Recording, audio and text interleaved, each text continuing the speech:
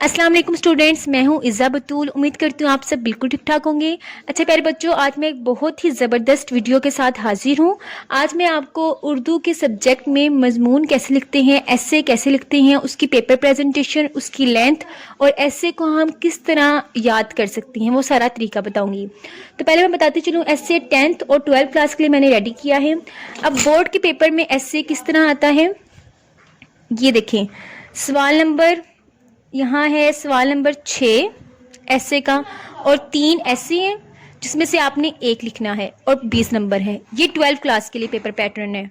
लेकिन अगर हम 10th क्लास का देखें तो 10th क्लास में इसी तरह 3 ऐसे आते हैं, उनमें से एक लिखना होता है, लेकिन 15 मार्क्स होते हैं, बस 5 मार्क्स का फ़र्क होता है। तो अब मैं आपको ये 5 मार्क्स का फ़र्क भी बताऊंगी कि आपने किस तरह इस 5 मार्क्स को 12th क्लास में पूरा करना है।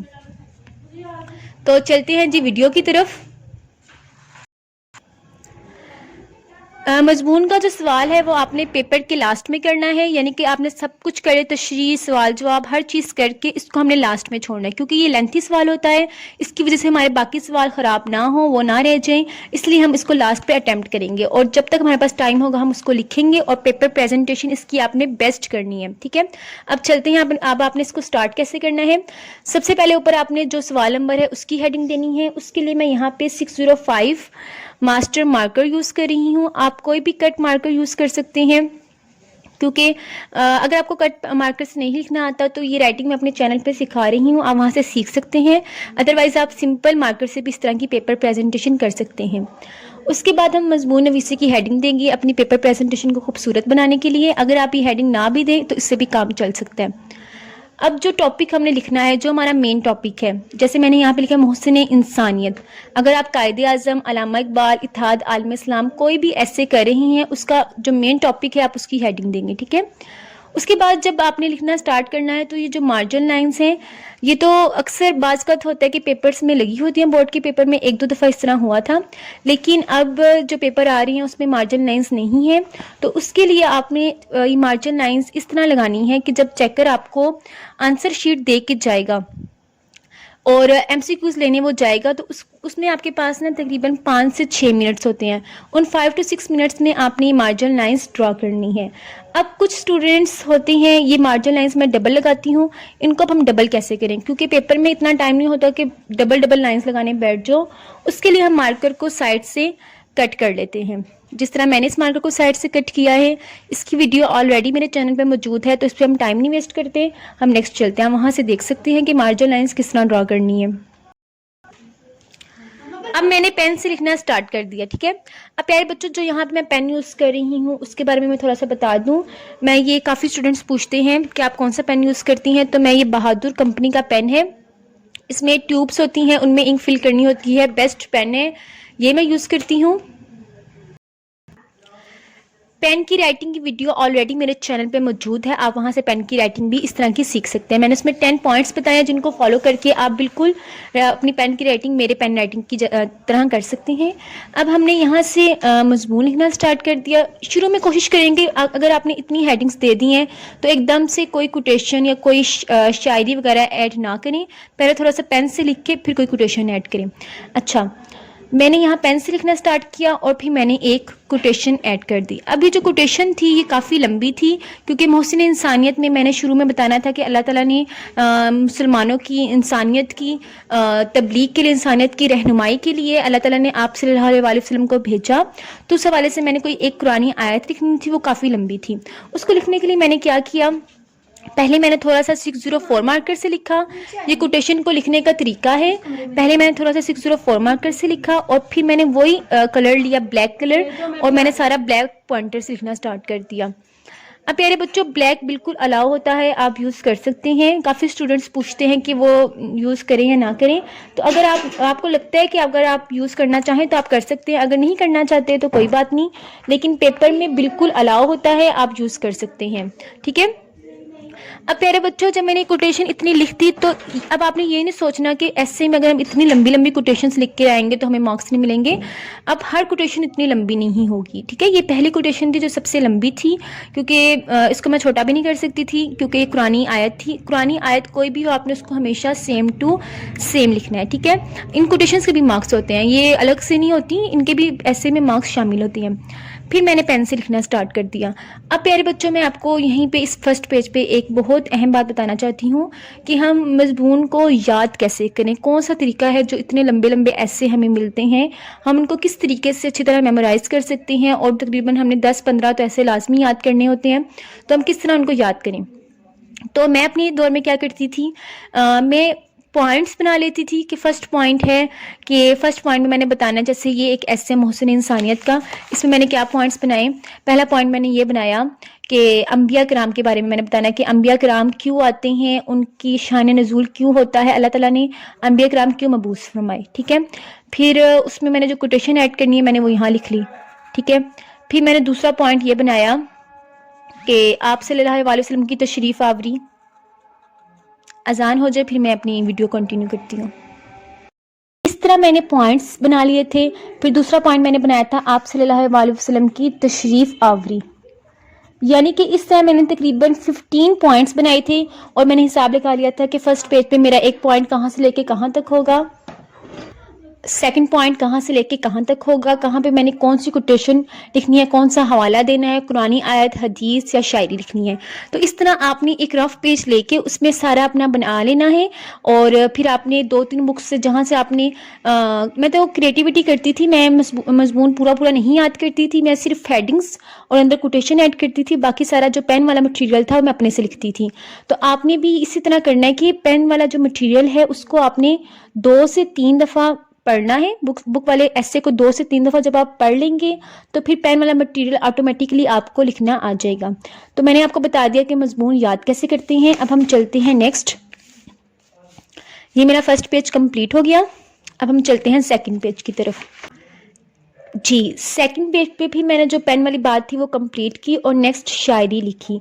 अभी मेरे पास जो शायरी थी उसमें 2 अशार थे, यानी कि अगर 2 से ज़्यादा अशार हो तो उसको हम बंद कहते हैं, बे नून दाल बंद, ठीक है। उर्दू में हम इसको बंद कहते हैं। तो बंद को लिखने का ये तरीका है, कोई भी मजमून आ जाए तो उसमें अगर आपने 2 अशार लिखने हैं तो पहले 2 अशार लिखें, फिर एक लाइन स्किप करें और दूसरे 2 अशार। अब ये अशार मैंने 604 मार्कर से लिखे हैं। 604 मार्कर किस तरह का होता है, उसकी जो टिप होती है वो 605 मार्कर से ज़रा छोटी होती है, यानी कि 605 मार्कर ज़रा मोटा लिखता है और 604 मार्कर ज़रा उसे बारीक लिखता है। तो आप कोशिश करें कि अगर इतना ज़्यादा शायरी है तो उसको 605 मार्कर से ना लिखें, उसको छोटे मार्कर से 604 से लिखें। और अगर आपके पास ये कट मार्कर्स नहीं है तो मैं बार बार यही कहूँगी कि आप सिंपल मार्कर से भी सेम इस तरह की पेपर प्रेजेंटेशन करके अच्छे मार्क्स गेन कर सकती हैं। जी, उसके बाद अब मैंने पेन से लिखना स्टार्ट कर दिया। अब जब भी आपने मजमून लिखना है तो आपने पैसेज की फॉर्म में लिखना है, यानी कि पैराग्राफ्स की फॉर्म में लिखना है। मेरा यहाँ पे एक पैराग्राफ कंप्लीट हुआ, नेक्स्ट मैंने यहाँ से लिखना स्टार्ट कर दिया, ठीक है। अब इस पैराग्राफ में जो चीज़ें मुझे मेन लग रही थी, मुझे जगह खाली खाली रखी थी, तो उन मेन चीज़ों को मैंने प्रोमिनेंट करने के लिए 604 मार्कर से यहाँ पे दरमियान में लिख दिया। तो इस तरह आप भी लिख सकते हैं। अब जो नेक्स्ट शायरी थी मैंने सोचा कि उसको ब्लैक से लिखा जाए। अब आपने यहाँ पे अपनी सेंस यूज़ करनी है कि कौन सी चीज़ों को मैं ब्लैक से लिखूँ और कौन सी चीज़ों को मैं ब्लू से लिखूँ। यहाँ पे मैं आपको एक मेन टिप देती जाऊँ, जो अंदर चीज़ें आपने हाईलाइट करनी है ना, वो कोशिश करें कि वो आप ज़्यादातर ब्लू से करें ज़्यादातर। और जो आपकी मेन चीज़ें होती है ना, मेन पॉइंट, जैसे मैंने इतनी लंबी शायरी की है, ये आप ब्लू से लिखें। यानी कि जो हमारी मेन चीज़ें, जो ज़रा लंबी लंबी चीज़ें हैं उनको ब्लू से, और जो ज़रा छोटी हैं उनको ब्लैक से। अब ये शेर ज़रा छोटा था, सिर्फ 2 मिसरों वाला था, इसलिए इसको मैंने ब्लैक से लिखा। और ये 1 2 3 4 मिसरे हैं तो उसको मैंने ब्लू से लिखा। इस तरह अब इसमें मैंने एक लाइन छोड़ दी क्योंकि काम को खूबसूरत बनाने के लिए कि जब आप प्रैक्टिस करेंगे तो फिर आपको अंदाज़ा हो जाएगा कि कहाँ पे हमने लाइन छोड़नी है और कहाँ पे नहीं। अब चलते हैं जी नेक्स्ट थर्ड पेज की तरफ। अब यहाँ पे भी मुझे खाली खाली लग रहा था, तो मैंने चीज़ों को हाईलाइट करने के लिए ब्लैक मार्कर और ब्लैक पॉइंटर यूज़ किया। अब प्यारे बच्चों, ये शेड बहुत छोटा सा था। अगर मैं इसको 604 मार्कर से लिखती तो ये बिल्कुल जिस तरह मैंने ये लिखा है ना, इतनी सी जगह पे इसने आना था। तो इसको थोड़ा भरा और प्रोमिनेंट करने के लिए मैंने 605 मार्कर से लिखे, 605 मार्कर से लिखा। तो यानी कि अगर शेड बहुत छोटा है तो आप उसको इस तरह 605 मार्कर से प्रोमिनेंट करके लिख सकते हैं, लेकिन कोशिश करें कि उस टाइम आप 605 मार्कर से कोई भी कोटेशन लिखें अगर आपको 605 मार्कर यूज़ करना आता है। अगर आपको यूज़ नहीं करना आता तो आप लिखेंगे तो वो खिचड़ी सी बन जाएगी और वो काम गंदा लगेगा, तो आपने इस तरह काम नहीं करना। उसके बाद मैंने पेन से लिखना स्टार्ट कर दिया। अब मैं यहाँ पे आपको एक बहुत इंपॉर्टेंट टिप देना चाहूँगी जो मैंने अपने बहुत ज़्यादा एक्सपीरियंस से सीखी है। वो ये कि जब मैं यहाँ तक पहुँची पेन से लिखते हुए तो यहाँ पे मेरा पेन लाइट है, और जब मैंने यहाँ से लिखना स्टार्ट किया, आप सल्लम के महबूब चचा यहाँ से लिखना स्टार्ट किया, तो मेरा पेन ज़रा डार्क है। इसकी वजह क्या है, यहाँ पे मेरे पेन की इंक ख़त्म हो गई थी तो मैंने उसमें इंक फिल की। तो आपने ना जब भी कोई काम शुरू करने से पहले पेन में इंक आपने कंप्लीट कर लेनी है, ताकि जो कलर है इंक का वो चेंज ना हो। तो यहाँ पे जो कलर चेंज हुआ मुझे ज़रा गंदा सा लग रहा है। उसके बाद फिर मैंने यहाँ पे आपसे लड़ाई वाली फिल्म का फरमान लिखना था। तो कोई भी ऐसे आप कह रहे हैं जिसमें आपने किसी शख्सियत का फरमान, कोई हवाला देना है, कोई अक़वाले ज़री लिखनी है, तो उसको लिखने का फिर ये तरीका है। मैंने पहले एक लाइन ड्रॉ की स्केल से, ब्लू से, फिर ऊपर मैंने 604 मार्कर से लिखना स्टार्ट कर दिया। आज तुमसे कोई सरजनिश नहीं, जाओ तुम सब आज़ाद हो, यानी कि ये आप सल्लम की बात है। तो उसको मैंने इस तरह प्रोमिनेंट करके लिखा, और साथ मैंने आखिर में जो ये लाइंस लगाई है ना, ये मैंने लास्ट पे लगाई है। या आपने कभी भी साथ साथ नहीं लगानी, इनको आराम से आप लास्ट में लगाएं जब आपके पास टाइम हो। अगर भी लाइंस नहीं भी लगाते हैं तो कोई इतनी ज़रूरत नहीं है इसकी, ठीक है। जो कोटेशन होगी या जो हवाला होगा उसको आपने सेम टू सेम लिखना है, क्योंकि वो हमारी प्रोमिनेंट है। उसमें अगर चेकर को गलती नज़र आई तो वो आपके मार्क्स लाजमी काटेगा। चेकर आपकी जो पेन वाली चीज़ है ना, उसको वर्ड टू वर्ड नहीं पड़ेगा। तो इसलिए कोशिश करें कि ज़्यादा ध्यान आप इनकी तरफ करें, कोटेशन की तरफ। और एक अहम बात, एक पेज में कितनी कोटेशंस होनी चाहिए, तो एक पेज में कम से कम आपकी 2 कोटेशंस लाजमी हो। देखें 1 2 2 कोटेशंस इनफ है, ठीक है। 2 से ज़्यादा ना करें, क्योंकि वो फिर काम ज़रा ज़्यादा भर जाता है।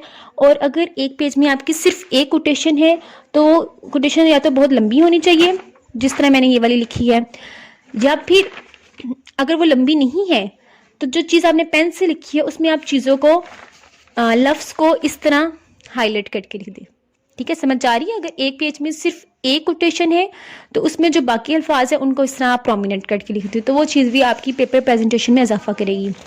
अब चलते हैं जी नेक्स्ट पेज की तरफ। जी बहुत इंपॉर्टेंट बात मैंने यहाँ पे आपके साथ शेयर करनी है कि अगर आपने कोई अरबी लिखनी है मज़मून के अंदर, कुरान मजीद से या हदीस से, या कोई भी अरबी का आपने कोई कौल लिखना है, तो उसको लिखने का क्या तरीका है। अगर फरमाने इलाही है तो ऊपर फरमाने इलाही की डेफिनेशन हेडिंग बनाएंगे, इरशाद इलाही भी लिख सकते हैं, या फिर लिख सकते हैं कि कुरान मजीद में इरशाद है। कुछ भी लिखने के बाद आपने पहले अरबी लिख ली। अरबी आपने उस सूरत में लिखनी है कि अगर आपको बिल्कुल सही लिखनी आती है तो 2-3 अरबिक आयात याद कर लें।